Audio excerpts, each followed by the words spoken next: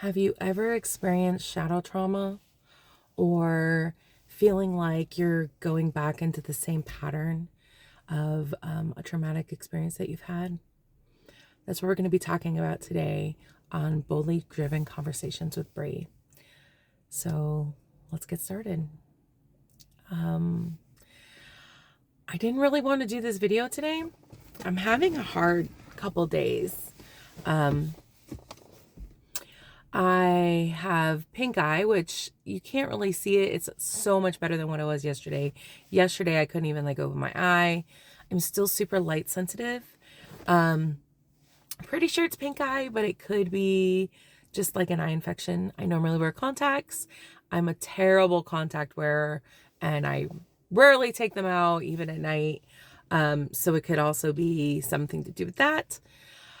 I've been using some drops that I have from the last time I had an eye infection about a year or two ago, 2 years ago, actually. And it's helping for sure. So I'm not exactly sure what it's been. But the reason I bring that up is because it has kind of caused some shadow trauma, I guess you could call it, where the last time I had an eye infection in the way that I've had this one was when I was in burnout, when I was heavily declining. My health was a total mess. And it was right around this time of year. It was in November. It's October now, but it was in November, December, January. It was reoccurring and it was pretty intense. I got several eye infections. One that I thought had started with pink eye, just like this one, and went into a more severe eye infection where blood vessels were bursting in my eye and I could not see for about 72 hours. And it was scary. It was really scary. And it was the first thing that really let me know that something was really wrong, because I normally have a very high immune system and I heal rather quickly. But this eye infection lasted for weeks and I could not get it healed. And it was about 5-6 months of just literally not being able to stay well. I was having a lot of immune issues. I was getting every single cold and stomach ache and everything that my kids were bringing home from school. At the time, I was a substitute at a public school, and I just was sick all the time, physically. Emotionally and mentally, I also was not doing well. Not just because I was with the sickness, but just circumstances that were going on in my life. And I went in complete and total burnout. And that was one of the first symptoms that actually started telling me something was really wrong. And so I bring that up because I'm having the eye issue. And it's just brought up a lot of that shadow trauma from it, because so much happened during that time period. And it makes me scared. Like, I just feel scared. I have a lot of uncertainties in my life and a lot of change. I'm in this very intense liminal space right now, in transitions in my life. And so it's just, I feel overwhelmed a lot of the times with decisions that I have to make. And so I've been in this little space for a while. And so it's that shadow of trauma, of the little T trauma that I experienced, a few years ago. And it's just got me in my feels quite a bit. I don't necessarily have a lesson. All I know is that on my way to work today and before work this morning, when I got up this morning, I just felt this heaviness. And that's what I'm realizing it is that it's the fear of going back into the traumatic experience. So what am I doing? What am I able to do? What tools do I have to combat this? I think, it's reframing these negative thoughts that I'm having, and catastrophizing. I plan to do a talk about catastrophizing here sometime in the next week or two because I've been thinking a lot about it. But it is reframing these negative thoughts of like, oh my gosh, I'm going to go into burnout again because I have all these decisions. I'm decision to fatigue and I'm overwhelmed and there's so many things I need to take care of and blah, blah, blah, blah, blah. It's a shadow trauma. And so my tools, I'm reframing those negative thoughts. I'm using affirmations. I am making sure that the evidence is actual evidence and not just my brain trying to convince me that something is wrong. I'm really listening to my body. I'm listening to the sensations in my body. I'm feeling the sensations in my body. When these thoughts come up, when these scary thoughts come up of, oh my gosh, we're headed there again. And I'm not, I'm absolutely not. It's just my brain is trying to keep me safe from getting there again because of how painful it was and all the consequences and fallout that came from that experience. So I'm using all my tools. Yet I still have those shadows there. And I think it's just a really important conversation to have, that we can be completely functional and seem like we have everything together. So many people, when they hear about my life transitions and see like the different things going on in my life, and then they talk to me, they're like, you seem like you have everything together. It's so interesting to me that that is what I seem to project. And it's not like trying to mask or anything like that. It's just, I know that I have things I need to do and there are responsibilities and I'm a very responsible person and I'm a very resilient person. And so I just do the things. But what I've been learning when these kinds of situations come up to keep me from going back into burnout again is I have to be extremely gentle with myself. I have to be compassionate with myself. I have to enact self-care. And I have to be cognizant of what my resilience truly is and when I am trying to push past my resilience in certain situations.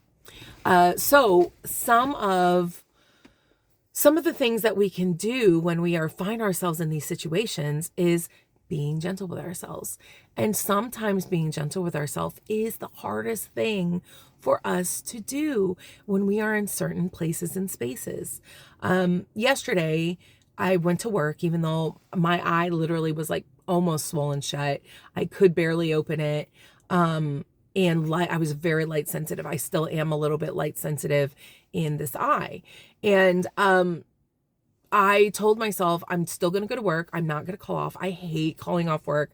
I hate using my sick time. I have this incredible work ethic that was kind of drilled into me from a very young age. And I like that about myself, but at the same time, you can go too far with it. So I told myself I'm still going to go to work. I'm still going to do the thing, but I'm going to do the minimum. I'm not going to go overboard because I tend to be a person who does more than what is really required of me oftentimes.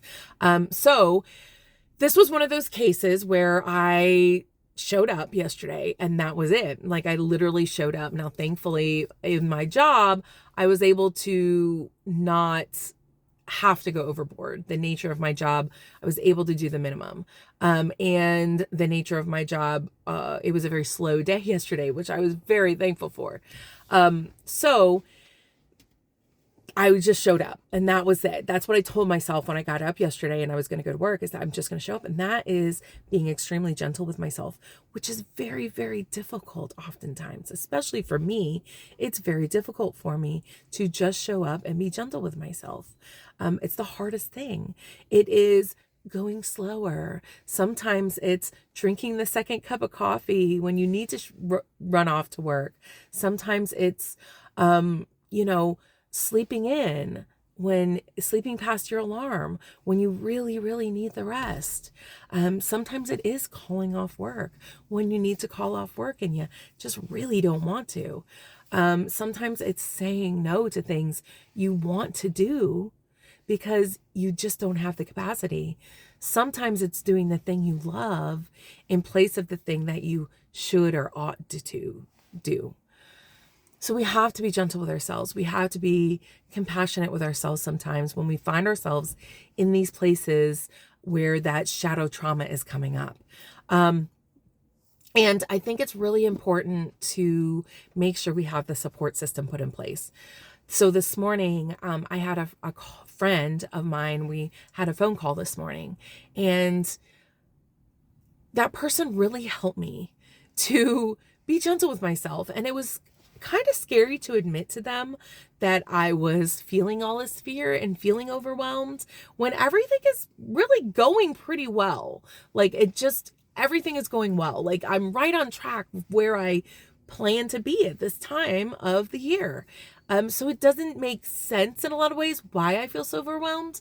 But at the same time, it does with all the things going on in my life and all the changes going on.